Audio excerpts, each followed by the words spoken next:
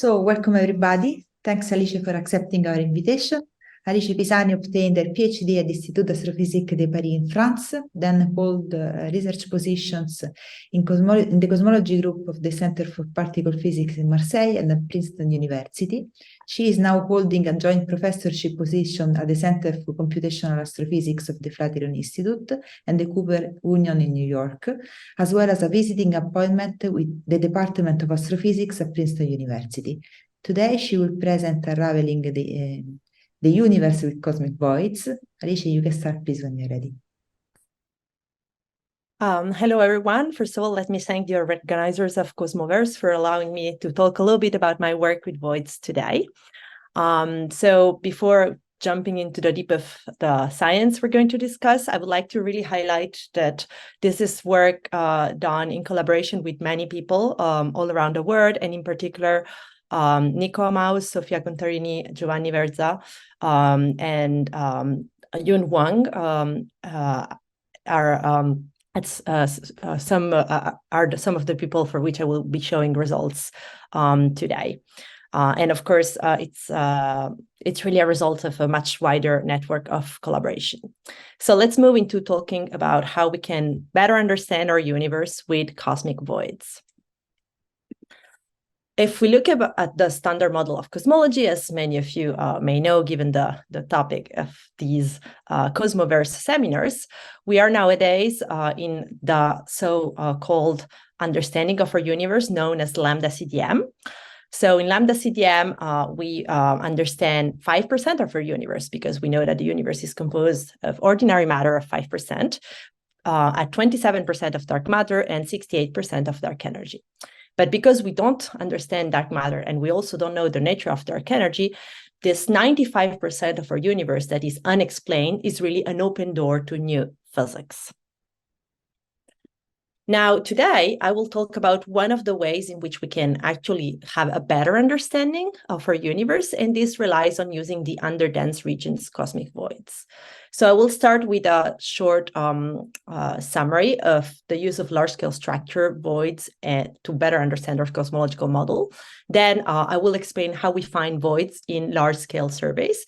And I will move on to describe three of the main statistics that we use nowadays in cosmology, as well as focusing on the rising tensions and on the contribution that cosmic voids could give to understand the status of tensions. Finally, I will move to describing the challenges that we face, and we'll conclude with our take-home messages.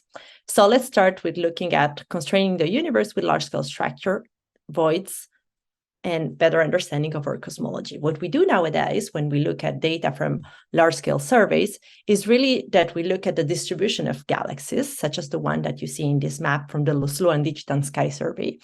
And we basically look at mostly the two-point correlation function. So we take one galaxy and we ask ourselves the question, okay, what is the probability of finding another galaxy at a given distance from it?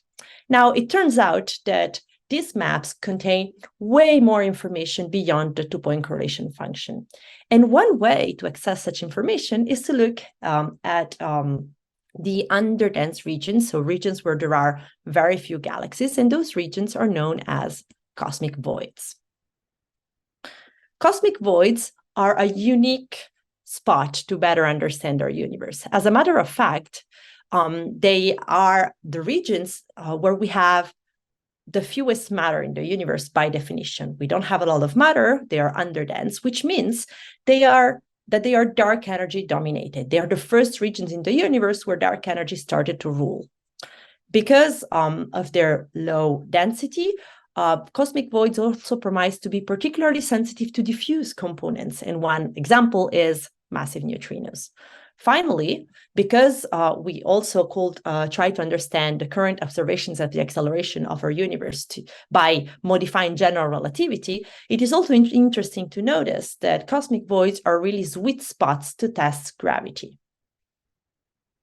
These are not the only reasons. As a matter of fact, voids, which have sizes that span from 10 to hundreds of megaparsecs, will allow us to have a multi-scale sensitivity to all the features that I just mentioned because of their wide range of sizes. An additional advantage is that voids are easier to model. We can rely on traditional techniques, but models keep their validity down to smallest scales, thanks to the simplicity of those regions where nonlinearities are not as strong. Finally, voids will keep memory of the initial conditions because very little happens into voids. There are very few galaxies. And recent research also shows that voids have a high signal to noise for dark matter. However, even though it is really, promising to look into voids, it's also true that it's a field of research that could only open now. As a matter of fact, in order to use voids, we need to have huge volumes because voids have very wide sizes, but we also need to have a huge statistic. So voids are a statistical tool that needs a large volume, but because we also need to be able to resolve the low mass galaxies and actually map the interior of voids in detail, voids also need very deep detailed maps. So they are really a kind of tool that will explode in its use in the upcoming few years. So just to get an idea, we're going to have hundreds of thousands of voids in the next few years. This is a forecast of the number of voids, as you can see here, and I hope you can see my cursor, as a function of redshifts for some of the main surveys that we're going to have in future years. And what we notice is that different surveys will be actually looking at huge void numbers. Just to give you an idea, nowadays with voids from, for example, the SDSS bus data, we get something like 6,000 voids. So there's going to be an explosion of the statistics, a great increase in the number of voids that we can use. So here I list some of the surveys that will allow us to look at cosmic voids. But we also have to keep in mind that it's not only a matter of looking at voids at different redshifts. Whenever we have a denser survey, we're going to actually scan the cosmic web in a much deeper way, which means that we are not only looking at how many voids we have, but also at how high the number density of those voids is. So even a smaller survey, but with a very huge, with a very high number density will allow us to get a huge number of voids. From a practical perspective, what are the quantities that we wish to constrain when we look at cosmic voids?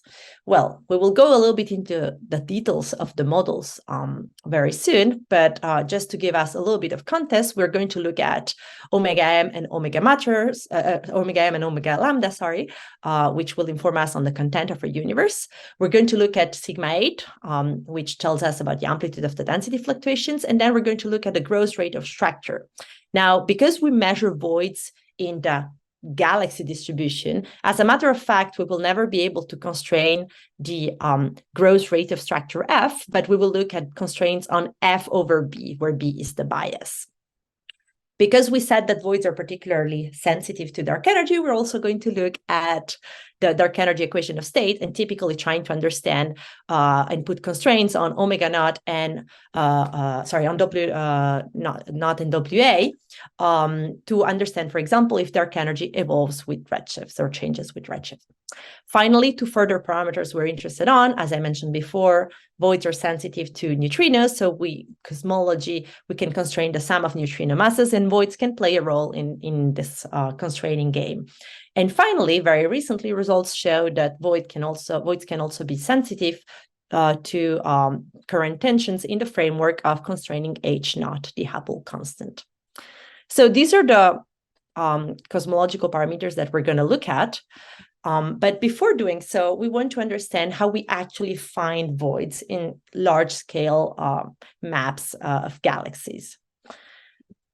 One of the points that has been important in past years is to understand how to define voids, because conversely to halos, we have only been using voids more recently for cosmology, even though because of the reasons that I mentioned before, we need large volume, we need deep surveys. So it has been more and more crucial to understand which void definition we can use and how important the definition is in the framework of cosmological constraints. So we can set a minima of ideas that we want our definition to have, and different definitions are possible. I will say that the criteria that we want to have is that whatever definition we use, it must be a definition that is well tested, suitable to your data set. So different data sets may be available, and you should also be able to test your definition on mocks. And finally, you want a definition that is enhancing the signal to noise of the measurement that you wish to do. Finally, it's important that it's a definition that can be linked in some ways to theory.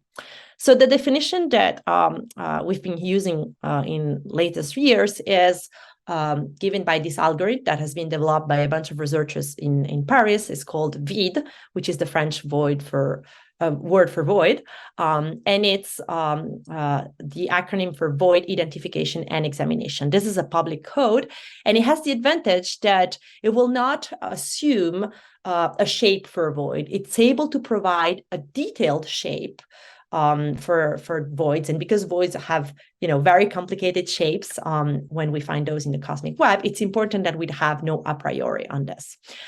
This is a void finder that is public and is able to be to run both on simulations and surveys, and is able to account for a complicated mask of the survey. And last and most important point, it's a void finder that we understand really well. It has been widely used both on simulations, on mocks, and on data, as you see the wide range of surveys for which it has been used or is in use right now for the analysis of upcoming data. Now, if we want to dive a little bit more into the definition of voids that we're using, what this void finder will do is that it will give us a way to go from galaxies to the final objects. So those are voids. So imagining we are starting with a distribution of galaxies, this one is not very realistic, of course. The first thing that we're going to do is that we're going to tessellate a field. But instead of taking a tessellation that has, a pictorial representation such as this one, we're going to try and go with a tessellation that has a physical meaning. And this is the Voronoi tessellation. So as you see, the Voronoi tessellation will split space in cells. And each cell is defined by all the points that are closer to a given tracer, for example, so a galaxy, if we're finding voids in the galaxy field. And so what we notice already is that in regions where we have a lot of galaxies, those Voronoi cells are going to be much smaller because they include all the points closer to a given galaxy, which means that the Voronoi tessellation allows us to get a local estimation of the density. It's a tessellation with a physical meaning.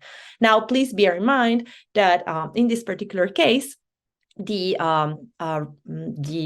slide is showing a tessellation in 2D, but actually the tessellation will be done by the void finder in 3D.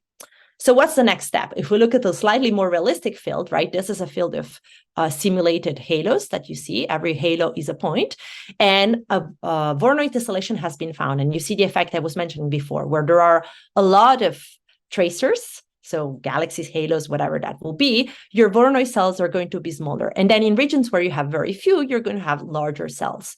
So how are we going to build our voids? We're going to start by using the fact that those cells provide us with the local density estimation. So we're going to start by local density minima. So taking the local density minima, we're going to start merging cells up whenever the density rises. And this allows us to build basins that you see in this pictorial figure now, because we have merged all the Voronoi cells where the density monotonically increases. This gives us a set of basins, and they are linked through a process that is called the watershed transform, that is basically filling up those basins and building up a hierarchy of voids and subvoids. Good. The objects that we have, as I said before, have no a priori on the shape. And just to give you an idea of how this looks like in 3D, this is a visualization from Yue Bonnie Wang, one of the students that has been working with me in past years.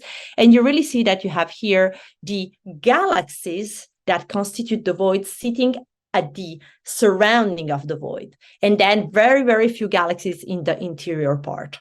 Another point that we notice here is what I mentioned before, that void's shape is never regular on a one-to-one basis. So voids will have very different shapes, and we'll discuss this more in detail later. Now, if we look at how, this definition plays on a larger simulation, this is, for example, a plot made by Giovanni Verza on the Damnomni simulation. It's a 2000 gigaparsec per a 2000 simulation that shows the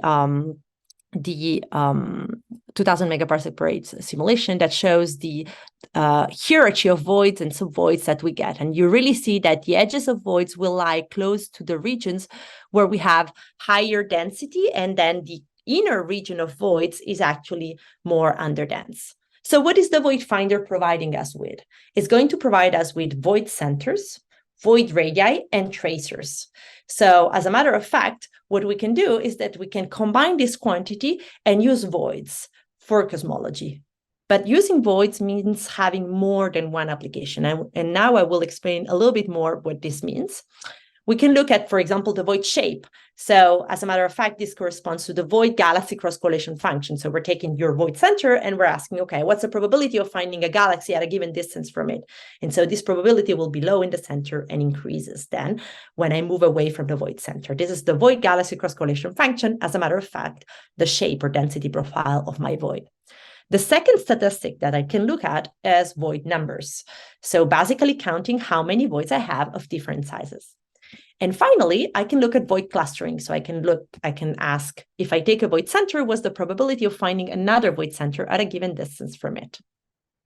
Now, past work has shown that all the statistics can be linked to the understanding of our universe through the ideas that I mentioned at the beginning of this presentation.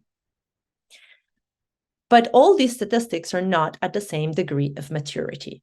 As a matter of fact, we will start discussing what is the stage of research for all these different statistics. And let's start with the void galaxy cross-correlation function.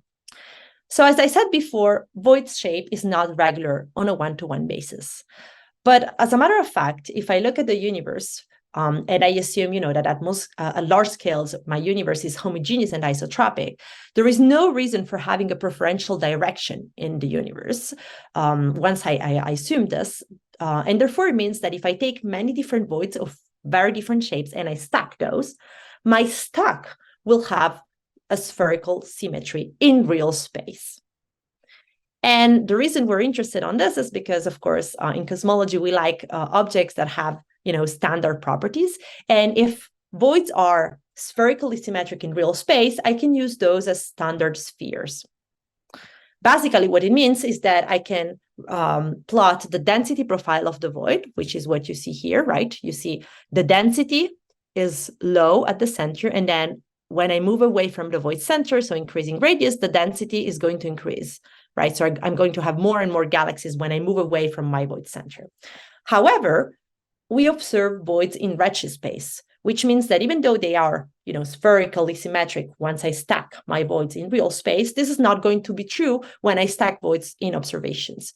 And so I will need to be able to describe and build up a theoretical model that can fully describe how my void is represented in redshift space. And so this means that I will have to account for three things. Number one, I need a density profile model, so a model for how the void is in real space, so before any distortion. And again, we're talking about stacked voids, so those are expected to be spherically symmetric in real space. I'm going to have to account for Al-Kapacitsky distortions, which are, the distortion related to the fact that we are measuring void positions in the sky. And I will also have to account for redshift space distortion modeling, which are the additional distortions related to the fact that galaxies will have velocities, and this will also change the shape of voids. So let's start with the first one.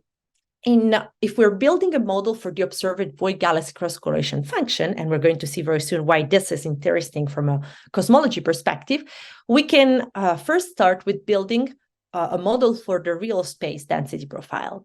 So in the past, people have been using, for example, simulation to measure the density profile. And recently, we have introduced a technique of deprojection that basically takes the void in redshift space, projects it, and assuming spherical symmetry, it's able to obtain the profile of voids in real space. And this is what you see basically in this plot. Through the means of the Abel inverse transform, we're able to obtain profiles in real space.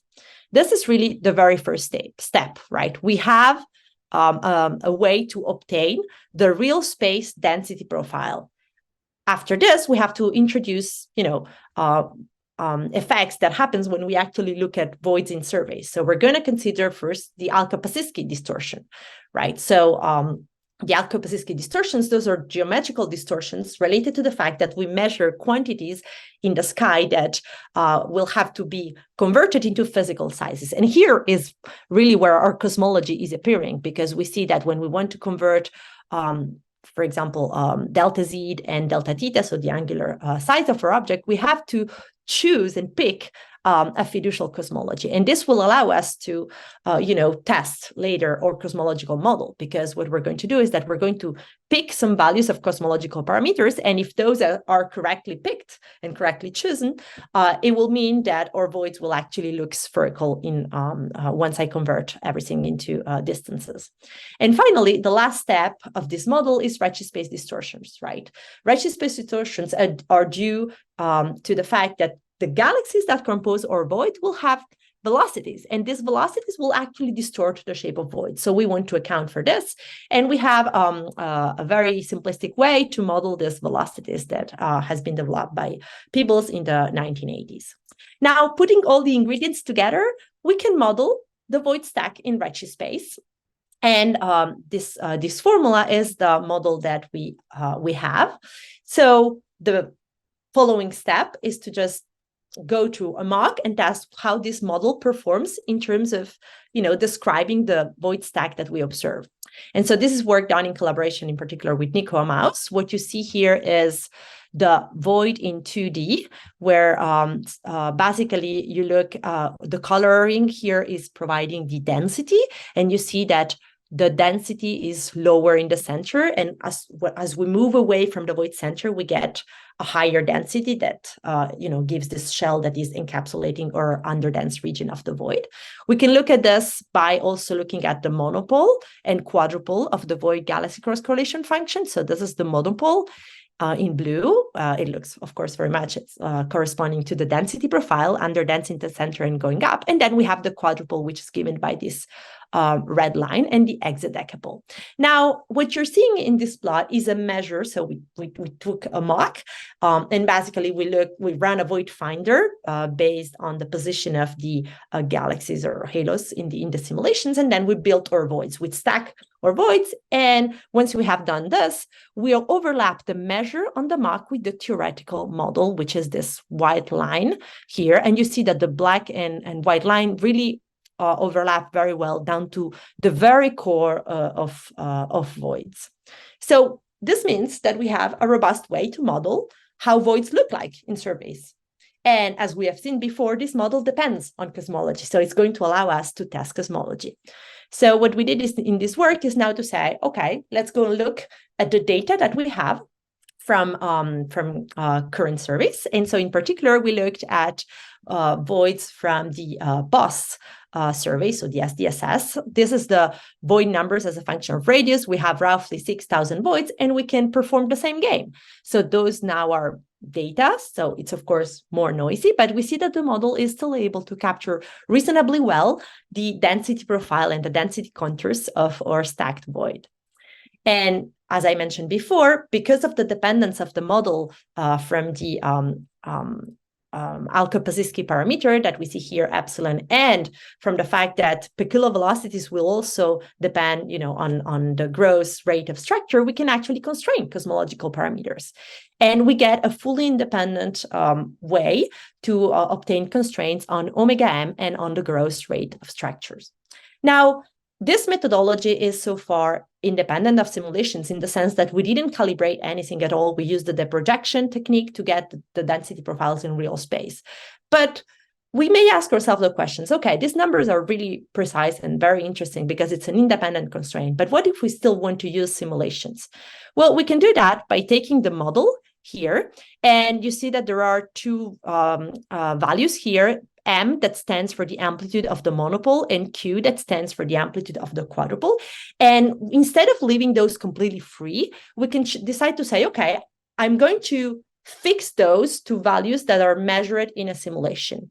And if I do that, I get a calibrated version of our analysis, which basically has much tighter error bars.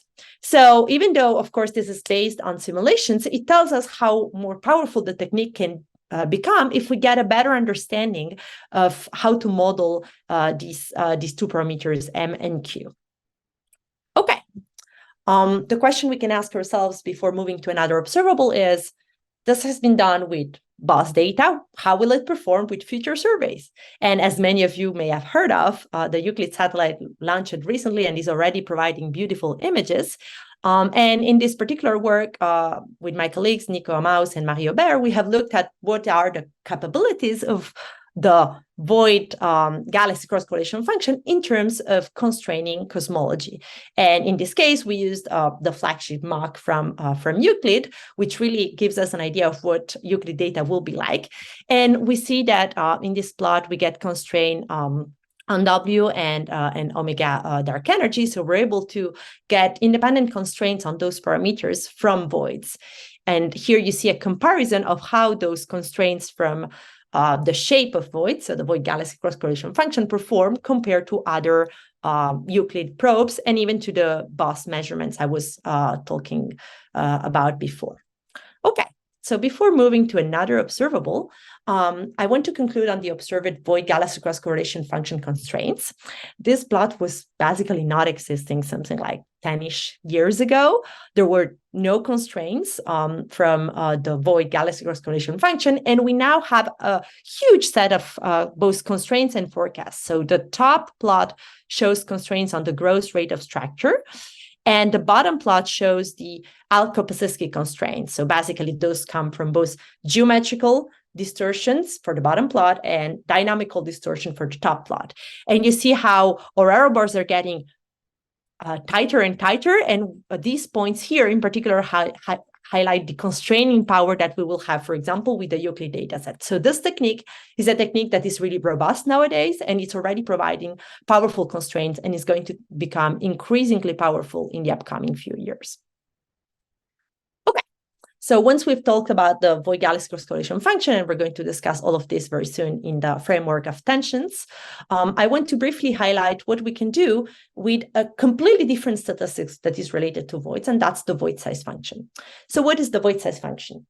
The void size function can be thought as an analogous of the halo mass function, and it basically gives the number of voids as a function of their radius. So past work has shown that if we change the feature of our cosmological model, for example, the properties of dark energy, we see that the void numbers are going to change. And this makes sense because, for example, dark energy will impact, how voids change as a function of time, in particular, if it has a dependence on redshift. So the void size function is actually sensitive to cosmology. And luckily, very recently, we're able to have a theoretical model that is able to predict void numbers as spherical non-overlapping regions embed in a fixed density contrast in the biased tracer field. So we do have a theoretical model, and this theoretical model allows us to get some predictions. And then there is a huge set of work that needs to be done because, of course, the voids that we find with a void finder will be, in a biased tracer field. And we will have to make sure that this is correctly modeled in the framework of the void size function theoretical description.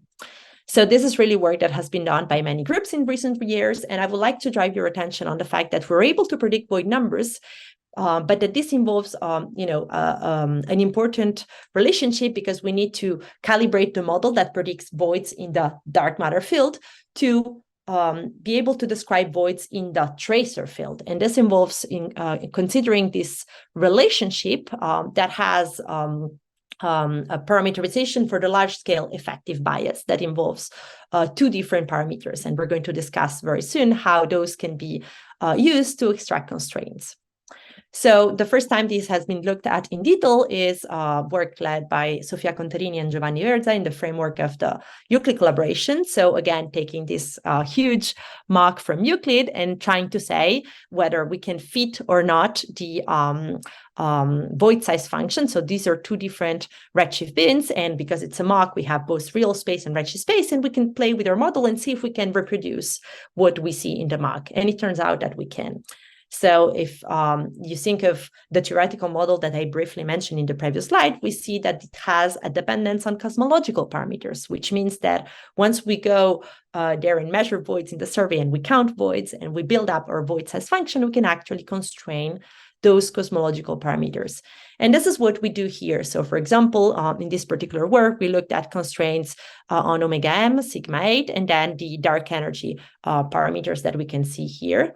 So W0 and WA. And what you see here is that our constraint can be done with a fixed calibration. So remember this relationship I pointed out in the last couple of slides, where we had to parameterize the bias relationship. We can decide that we fully trust the simulation and we fix the value of those two parameters to the one given by the simulation, or we can provide a more relaxed calibration. And you see how the constraints, of course, will get larger and larger if we go to a more relaxed calibration. This is, however, the very first time in which we're able to actually properly model the void size function to make a complete forecast of what a future survey will give us. And the interesting point is that the void size function is going to be particularly powerful when combined with other tools. For example, here, again, for Euclid, we can look at constraints from weak lensing and galaxy clustering. And you see that in the landscape, and we're going to talk very soon about this in the next few slides, in the landscape of the sigma 8 and omega m, the two are very much orthogonal. So this means that void numbers can really provide strong complementarity to the measurements that we have from other tools. Not only void numbers can provide constraints that are additional to other tools, but they're also adding information when compared to what we looked at before, so the void galaxy cross correlation function. And so it means that when we think of voids, very often we think of, oh, this is just one tool. But as a matter of fact, we can build the void galaxy cross correlation function, we can build the void size function, and those are two completely different techniques that are going to provide complementary constraints. Now, because we have done this with Euclid data, Sofia Contarini started leading a similar analysis, but this time on real data, so not a forecast. And this is really the very first time that this technique has been applied to data. So of course, because with BOSS we have 6,000 voids, it's not going to be as powerful as a Euclid forecast, but we can still try to get some constraining power. And so what you see here is the void size function fit for the two different redshift ranges. And we have the theoretical model that is in blue, and then the points in red that are measured from real data. And again, this is the model I described before for the void size function, where we see that we're going to have this relationship to model the large scale effective, to model the void size function in the dark matter field and find a correspondence with the void size function that we actually measure from biased tracers. Now, it turns out that recent work shows that this relationship is pretty much independent, or at least not strongly dependent on cosmology, which is an interesting indication for trying to build it theoretically in the near future. So let's look at the results of the work that we can have from the void size function.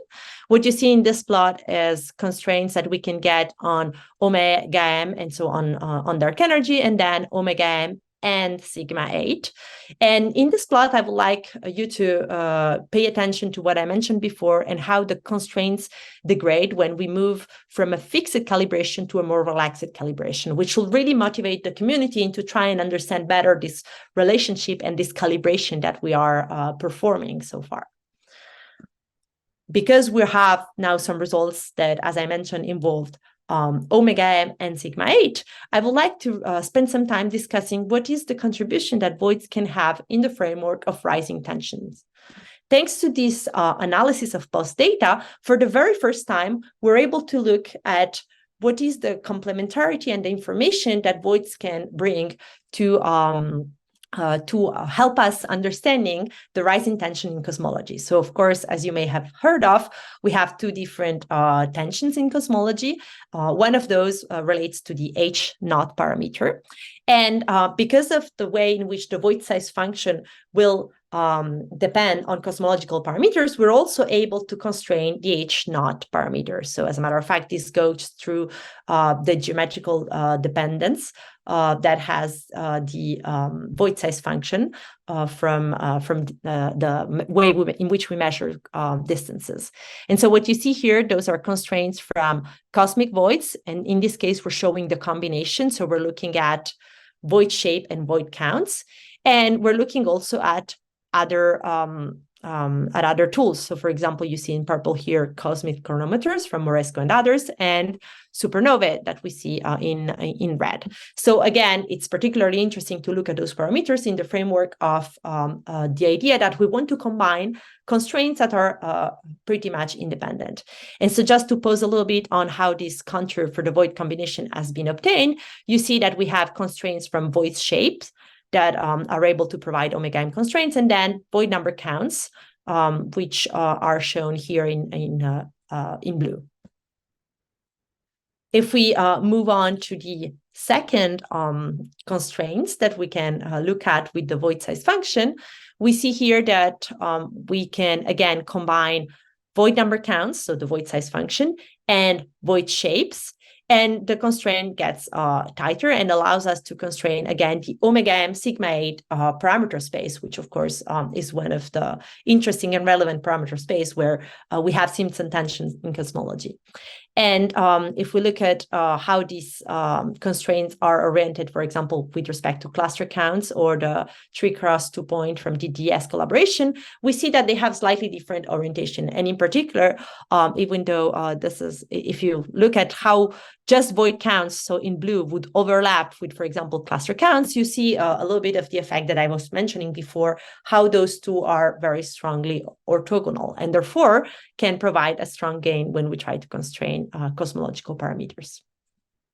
If we want to look at, again, the landscape of tensions in a more schematic way, we can look at, again, what is the value of H0 and the S8 parameter, which is a combination of sigma 8 and omega m.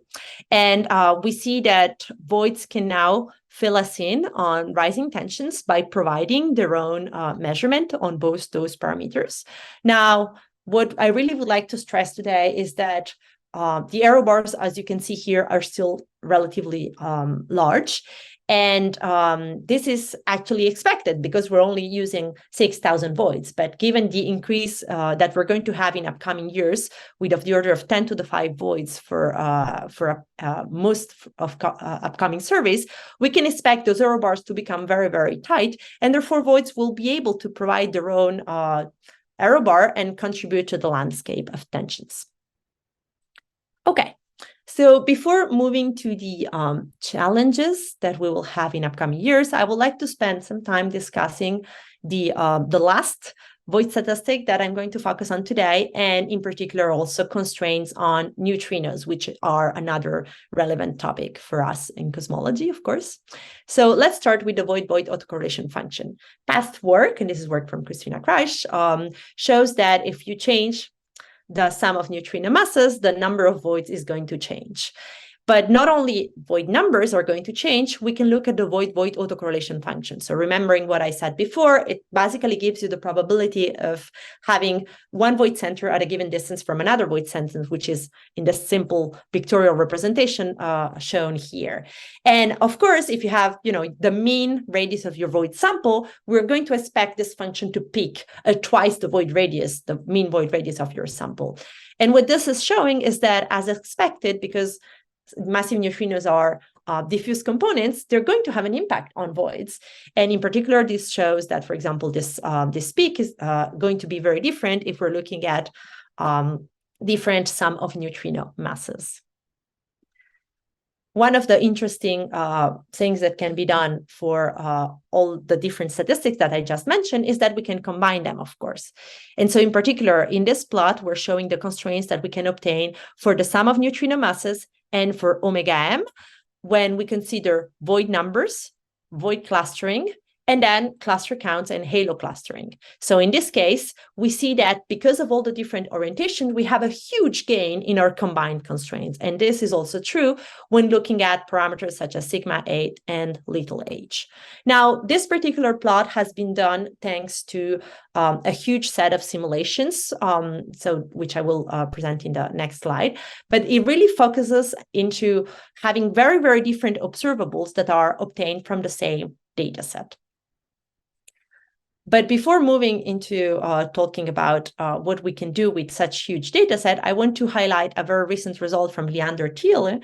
So this result basically uses, again, void statistics to constrain for the first time the sum of neutrino masses. And what you can see in this plot is the constraints that we can get. And this is a framework that is based on SBI, so simulation-based inference. And we look at constraints that we can get when we add, for example, void numbers and when we look at the void galaxy cross-correlation function. And one interesting result that has been obtained, or at least we have an indication that this could be interesting, is related to the fact that void numbers seem to be able to add constraints on neutrinos from below, which means that they could be particularly powerful in terms of adding constraining power and determining the sum of neutrino masses, as opposed to just finding an upper boundary for it. So one last thing that I would like to mention is that today I have focused on three main statistics, so the void galaxy cross-correlation function, the void size function, and the void-void autocorrelation function. But there are, of course, other tools that we can look at. And for example, Yue Bonnie Wang has been recently looking with machine learning methodologies on ways to extract information from other statistics, and in particular, for example, the ellipticity of voids. So this work is also based on the Gigantes dataset, which is a huge dataset that is built on top of the Quixote simulation. So 15,000 VID void catalogs in Lambda CTM, and then 7,000 different void catalogs in the various cosmologies that we can use, varying the following parameters. This is a massive data set that can be used for machine learning. Bonnie has used it for ellipticities, but there are so many things that we can do. For example, we can look at how the different observables will be correlated with one another. And it's a public data set, which you can find at this link. One of the examples of the applications of the work that can be done with this data set is, for example, to look at what is the importance when you consider a void definition of assuming shape. And in this plot, what we show are the constraints that you obtain if you use a spherical void finder, so just a void finder that will find local underdensity and build spheres and try to find voids by assuming that those have a spherical shape, as opposed to the void finder, so a void finder that does not assume shape. And so these are constraints from the void size function. And you see that basically, whenever you are using as an a priori the sphericity of the void finder, you're losing information. So it's not only a matter of which definition is good or worse, it's a matter of the signal to noise with respect to the quantity that you want to measure, and how, if, for example, you assume sphericity, you might be washing out some information by that a priori. So the Gigantes dataset, it's perfectly suitable for all these kind of tests, and it's extremely important for the community to have such large dataset to test these effects. Okay. So just before our conclusion, I hope I'm doing well on time. I will focus very briefly on what are the challenges. Nowadays, we have a pretty robust model that I mentioned today for the shape. And this model has been successfully applied to data and is just ready to run on future data. So considering DESI, Euclid, and spectroscopic surveys generically. We also have a model for void numbers, and this has been applied to data. However, I highlight this with an orange color because this is one of the first challenges that we're going to look at. In order for our constraints to be robust, we have been extremely conservative with the selection of void numbers. So this means that we are basically excluding a large number of voids, in particular towards the smaller scales, that are at the risk of being spurious. So as a matter of fact, what we're saying is that if we could have a better model, or at least making sure that our model performs well for smaller void sizes, we could have a huge gain in statistics because small voids are the ones that are more abundant. Last and not the least, as I said, the void-void autocorrelation function can provide interesting constraints. And even though now it's very much noise dominated, it's going to be extremely performant in upcoming years.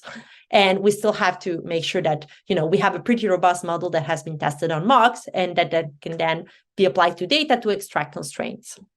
The challenges that we're going to face are indeed related to the presence of spurious voids that will be present in our data set.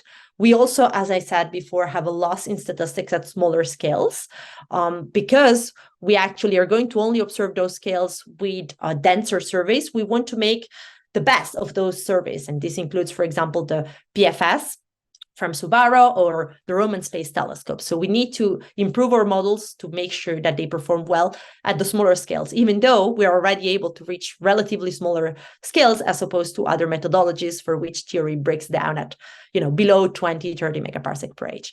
And finally, last but not the least, we want to have a better understanding of galaxy properties and their impact down to cosmological constraints. So there is still a lot of work to do, but my take-home messages are really that void analysis is an active field of galaxy clustering. It includes many statistics, and those are not at the same degree of maturity. It will be applied to a huge set of different surveys, both spectroscopic and photometric, and those are going to provide a unique set of more than 10 to the 5 voids per survey. Voids can independently constrain a bunch of cosmological parameters that are the goal of our cosmology community. And in this framework, they can strongly contribute to the tension landscape because we will have an impressive constraining power coming very soon in terms of the S8 and H0 constraints. There are challenges that we need to address to exploit voids power at their best. And it's very exciting that we're going to have so many huge data sets to apply our techniques in the coming years. Thank you very much for your attention, and I'll welcome any questions now. Thank you, Alicia, for the very great talk. Good afternoon. Thank you very much, Eleonora and Alice, for this very interesting subject and presentation. And I would like to ask, besides the constraining the cosmological constraints, I am already convinced that void distribution measurements and correlations are a great tool because universe is dominated by empty and by voids. And so my question is, besides the constraints you mentioned, do you have the distribution law for the clusters or the large scale voids, namely which power law you are founding, if you are looking at that, because it's very interesting to look at that too, and also for the voids in a smaller scales. That is one question. So I don't know if you want to answer this, and then after, if it's possible, I ask a second one. Thank you very much. Sure, I'm happy to provide some answer on this, or some comment at least. Indeed, there is a huge set of work that goes into developing power laws for voids, and I think it's an interesting side of research which really deserves a lot of work in upcoming years. I have to say that for now, most of the activities, especially in large-scale surveys, has been focused on the observables I have mentioned. But it is true that it's a relevant topic to look at. In particular, I think that we would like to have a much better understanding of how voids change in terms of, when we look at the void hierarchy and we go to smaller scales and we consider the fact that, there are voids and subvoids and how all of this can be modeled.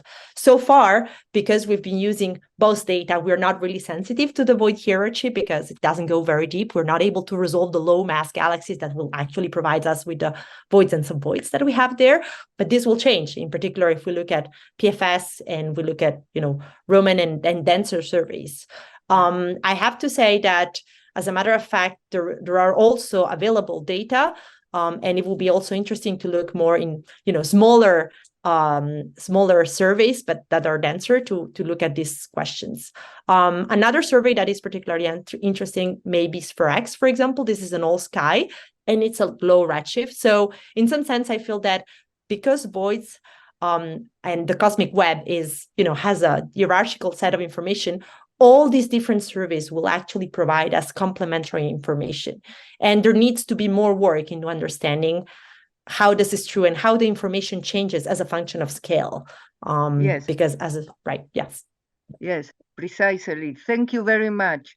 And Sure. if I can complete in few words, because it's very actual at the moment, and I would like to suggest in your measurements, look how much the power law, or if any in the audience is looking at that, how much the power law, I mean the coefficient, is the aperture, is the aperture or is vicinity around the number 2, because the exponent 2 is very, or near 1.8 said, which is also for the galaxy distribution. It's very interesting because there are models which explain that. And what you said really is very interesting too, looking at the smaller scales, in order to see how much self-similarity. It's the same exponent in different scales, smaller and small and larger, namely galaxies and clusters. And this is a crucial point also for cosmological models. Yes, absolutely. Absolutely. I have to say that, so there have been some people that look into this. Maybe I'm mistaken in my number of references. I think Hoyle and Vogele looked a little bit into that. Yes, there are. But there are a few people and some work that have been done into this. One thing that I would like to point out, though, is that one of the points that has reduced a little bit the research into this is that to actively, look at how things scales when you go to, very, very low mass, you will need a simulation that is both huge, but very, very resolved. And this is, of course, something that is hard to get. Because I've been complaining about simulations not reproducing voids for a while, and I hope we're getting there, and it's getting better and better. Absolutely. Absolutely, there is a critical scale set, or the smallest scale beyond which you cannot apply, I mean, the same simulation, and also beyond which the smaller is no more self-similarity. I mean, I know those references, but I mean, the crucial point is how much now we can precise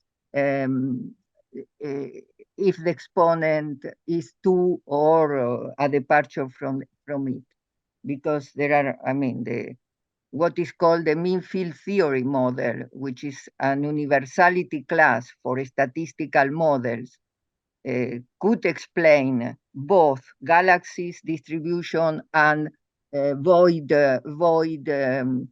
correlations. And independently of this crucial point, there is a point of dark energy for voids, which is very, very important to study the vacuum of, I mean, the nature of the vacuum of these voids. Voids is the name in which said cosmologists or astronomers call these empty regions, and physicists or particle physicists call that vacua, quantum physicists vacua. So you see, it's very interesting. Indeed. Thanks a lot for the very nice questions. Thank you. Daniela? Hi, thank you for the talk, very interesting. I have a question related to baryons. So how these voids, what is the future for your research in terms of baryons? Because naturally you have massive neutrinos, and all baryonic models are mostly focused on halo models. So what is your thoughts on that? That's an excellent question. So first of all, I'd like to say that there has been some papers looking at what's the effect of baryons in voids. And at first, the effect doesn't seem very strong. However, I really think that this may really be dependent on, how much we go to the smaller scales, right? And this is why I think it's something that needs to be revisited. I don't want to say for each survey, but we really need to check what is the impact. So we know that voids are expected to have very few galaxies, and generically, one would intuitively not expect to have strong effects related to baryons. And this has kind of been seen with some, larger simulations, but I feel that this will change a lot. For example, one of the things that is important is, for now, the void finder is basically taking galaxies as tracers. But as a matter of fact, we have been doing some investigation on what happens, for example, with the BOSS dataset if you take galaxies that have different bias, right? But if you look at the fact that the void finder will treat all galaxies equal, this is, of course, a strong assumption, right? And so one of the fields of research I'm more interested on is taking, the same technique, the same void finder, and applying it to a smaller survey that is much, much dense, and then look at how the galaxy's properties will affect that. So we have looked a little bit into this by using machine learning to map the features of a hydrodynamical simulation to a larger n-body simulation, and then try to see whether this affected our cosmological observables. And we didn't find a strong impact for the void size function, but it also depends how your galaxies are selected, right?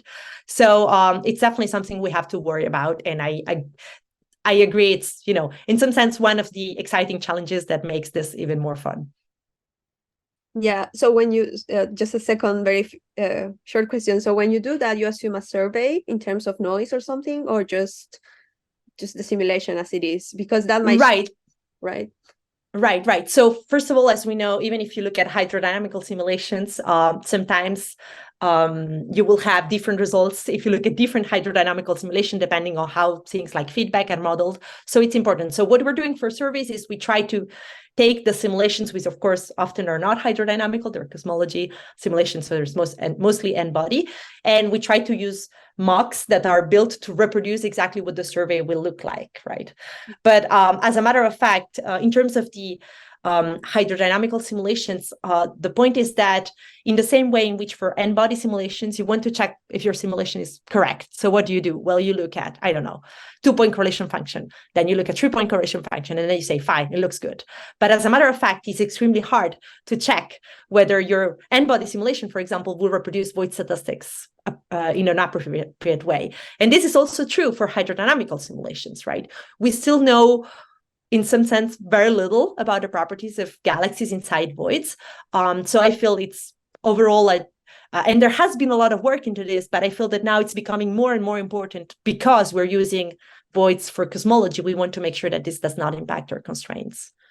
Yeah. And besides, it's interesting by itself to understand how galaxies behave inside voids. Okay. Yeah. Thank you. Sure. Thank you. Marie-Noël? Yeah, thank you. Thank you for this very nice presentation, and considering the important role of voids in cosmology. And years ago, there were universe models named switches, which was representing some kind of voice lattices which have been proposed in the literature.